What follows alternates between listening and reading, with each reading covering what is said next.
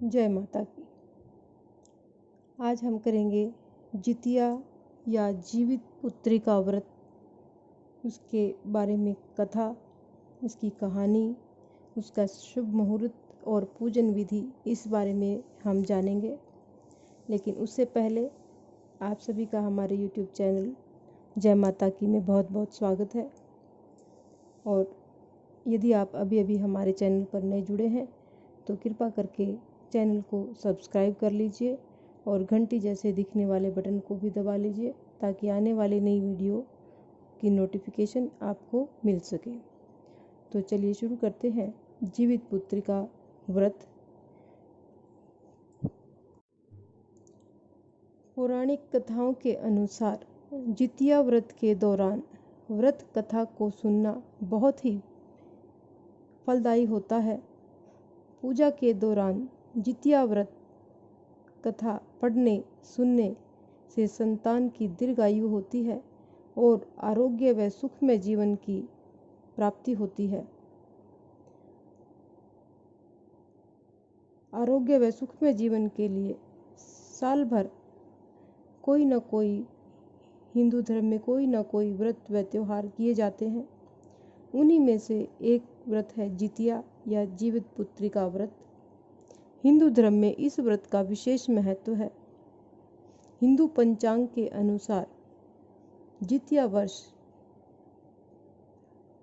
में हर साल आश्विन माह के कृष्ण पक्ष की अष्टमी तिथि को मनाया जाता है।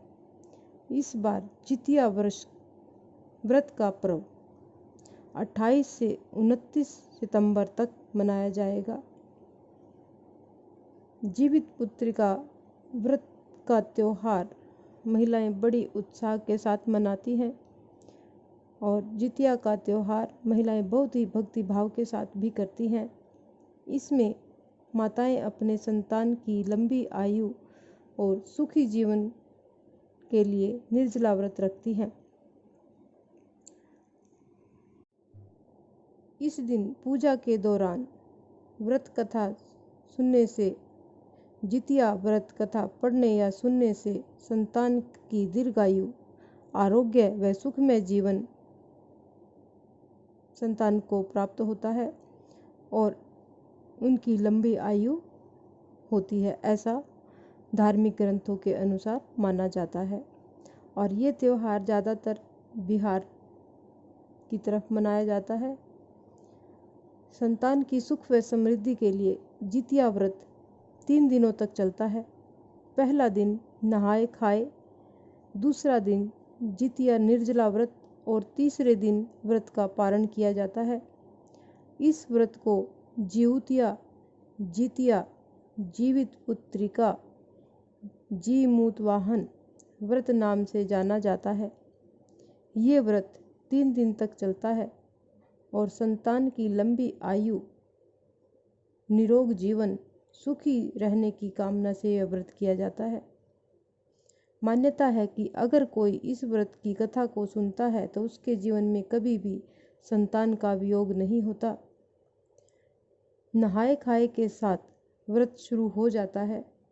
इस साल 28 सितंबर को नहाए खाए होगा, 29 सितंबर को निर्जला व्रत और 30 सितंबर को व्रत का पारण किया जाएगा।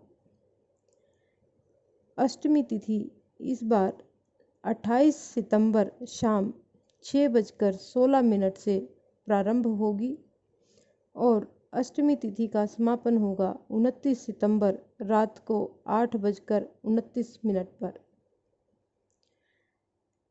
अब जीवित पुत्री का व्रत की विधि हम करेंगे। व्रत रखने वाला स्वयं स्नान करके भगवान सूर्य नारायण की मूर्ति को स्नान कराए और भोग लगाए तथा आचमन कराकर धूप दीप आदि से आरती उतारे। भोग को प्रसाद के रूप में बांट दे। इस दिन बाजरा और चने से पदार्थ जो बने होते हैं, बाजरा और चने से, उन्हीं का भगवान को भोग लगाया जाता है तथा काटे हुए फल व साग आदि नहीं खाए जाते हैं और ना ही काटना चाहिए। यह व्रत आश्विन माह के कृष्ण पक्ष की अष्टमी को किया जाता है। इस दिन श्री सूर्य नारायण जी भगवान की पूजा अर्चना करनी चाहिए। इस व्रत के करने से जिनके पुत्र नहीं होते हैं परंतु जीवित रहने लगते हैं, साथ ही मृत्युवशा यानी बच्चों का जो मरण दोष होता है वो दूर हो जाता है। कई बार क्या होता है कि किसी को बेटा होता है, पुत्र की प्राप्ति होती है, लेकिन वो लंबे समय तक जीवित नहीं रहता है, वो जल्दी ही मृत्यु को प्राप्त हो जाता है। तो ये व्रत करने से ऐसा लोगों में मान्यता है कि ये जो दोष होता है उनके पुत्र जीवित हो जाते हैं, उनको लंबी आयु प्रदान होती है और जल्दी उनकी मृत्यु का जो योग बना होता है वो दूर हो जाता है। ऐसी लोगों में मान्यता है और इसीलिए इस व्रत को बड़े श्रद्धा और उल्लास के साथ मनाया जाता है। अब हम करेंगे जीवित पुत्रिका व्रत की कथा। कथा से पहले हम इस व्रत से जुड़ी हुई कुछ परंपराओं के बारे में जानेंगे। इस व्रत की परंपरा की चर्चा करते हुए हम ये बताना चाहेंगे कि सनातन धर्म में पूजा पाठ में मांसाहार का सेवन पूरी तरह से वर्जित माना गया है, लेकिन इस व्रत की शुरुआत कई राज्यों में कई जगहों पर मछली खाकर भी की जाती है।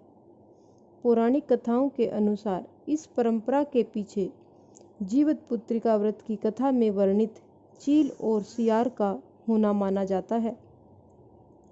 इस व्रत को करने से पहले कुछ जगहों पर महिलाएं गेहूं के आटे की रोटियां खाने की बजाय मरुआ के आटे की रोटियां खाती हैं। इसके साथ ही इस व्रत को रखने से पहले नोनी का साग खाने की भी परंपरा है। कहते हैं कि नोनी के साग में कैल्शियम और आयरन भरपूर मात्रा में होता है, जिसके कारण व्रती के शरीर को पोषक तत्वों की कमी नहीं होती है। साथ ही इस व्रत के पारण के बाद महिलाएं जितिया का लाल रंग का धागा गले में पहनती हैं। व्रतिया महिलाएं जितिया का लॉकेट भी धारण करती हैं। इसके अलावा पूजा के दौरान सरसों का तेल और उसकी खली को भी चढ़ाया जाता है। व्रत पारण के बाद यह तेल बच्चों के सिर में आशीर्वाद के तौर पर लगाया जाता है। अब हम करेंगे व्रत की कथा या कहानी। एक समय जब भगवान श्री कृष्ण जी द्वारकापुरी में निवास करते थे, उस समय एक ब्राह्मण भी द्वारिका में रहता था। उसके 7 पुत्र काल के गाल में बचपन में ही जा चुके थे। इस दशा को देखकर वह ब्राह्मण बहुत दुखी था। एक दिन वह भगवान श्री कृष्ण के पास गया और कहने लगा, हे भगवान, आपके राज्य में आपकी कृपा से मेरे 7 पुत्र हुए, परंतु जीवित कोई नहीं रहा। इसका क्या कारण है? यदि आप अपने राज्य में किसी को दुखी देखना नहीं चाहते तो आप इसका कोई उपाय बताइए। श्री भगवान जी बोले कि हे ब्राह्मण, सुनो, इस बारे में मैं तुम्हारे जो पुत्र होगा उसकी उम्र 3 वर्ष की है। भगवान जी ने ब्राह्मण को कहा कि इस बार जो तुम्हारा पुत्र होगा उसकी आयु केवल 3 वर्ष की है। उसकी उम्र बढ़ाने के लिए तुम श्री सूर्य भगवान जी, सूर्य नारायण जी की पूजा हेतु होने वाले पुत्रजीवी व्रत को धारण करो। तुम्हारे पुत्र की आयु बढ़ जाएगी। ब्राह्मण ने वैसा ही किया। जब वह सपरिवार हाथ जोड़ और खड़े होकर इस प्रकार विनती कर रहा था, सूर्य देव विनती सुनो, पाऊ दुख अपार, उम्र बढ़ाओ पुत्र की कहता बारंबार। इतना सुनते ही सूर्य जी का रथ वहीं रुक गया। ब्राह्मण की विनती से प्रसन्न होकर सूर्य भगवान ने अपने गले से एक माला ब्राह्मण पुत्र के गले में डाल दी और वह आगे को चले गए। थोड़ी ही देर में यमराज उस पुत्र के प्राण लेने आया। यमराज को देखकर ब्राह्मण और ब्राह्मणी श्री कृष्ण जी को झूठा कहने लगे।